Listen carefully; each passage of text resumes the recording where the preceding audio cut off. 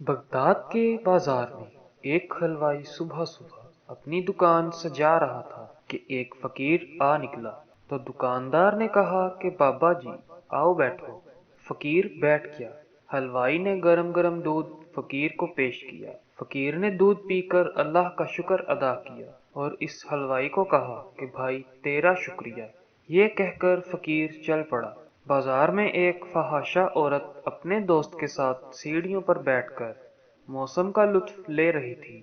ہلکی ہلکی بوندا باندی ہو رہی تھی۔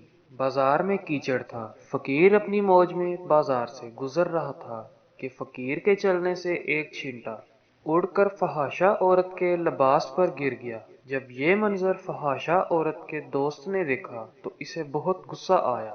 وہ اٹھا اور فقیر کے منہ پر تھپڑ دے مارا اور کہا، فقیر بنے پھرتے ہو، چلنے پھرنے کی تمیز نہیں۔ فقیر نے ہنس کر آسمان کی طرف دیکھا اور کہا، مالک تو بھی بڑا بے نیاز ہے، کہیں سے دودھ پلواتا ہے اور کہیں سے تھپڑ مرواتا ہے۔ یہ کہہ کر فقیر آگے چل پڑا۔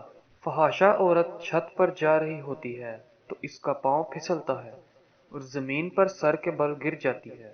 اس کو ایسی شدید چوٹ لگتی ہے کہ موقع پر ہی فوت ہو جاتی ہے۔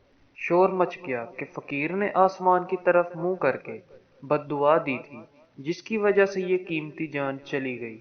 فقیر ابھی بازار کے دوسرے کونے تک نہیں پہنچ پائے تھے کہ لوگوں نے فقیر کو پکڑ لیا اور کہا کہ فقیر بنے پھرتے ہو، اتنا حوصلہ بھی نہیں رکھتے۔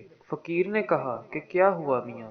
لوگوں نے کہا کہ تم نے بد دعا دی تھی اور عورت کی جان چلی گئی۔